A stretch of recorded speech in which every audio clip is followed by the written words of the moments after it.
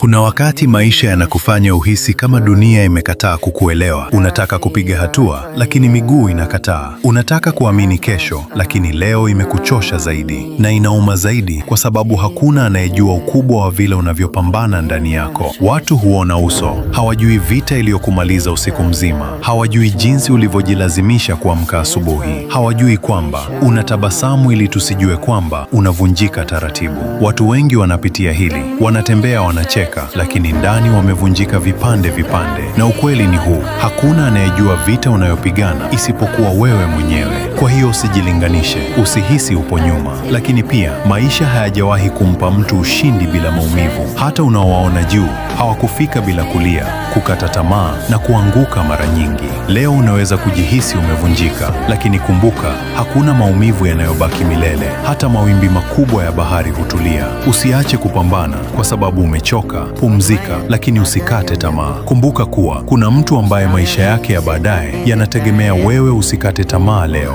Kila uchungu unaopitia sasa unatengeneza nguvu utakayotumia kesho. Kila siku unayochagua kutokata tamaa inaandika hadithi isiyosahaulika. Kwa sasa pumua, hautabaki hapa milele. Na ukifika pale utakumbuka siku hii na kusema, nilivuka. Kaa imara, hadithi yako bado haijaisha.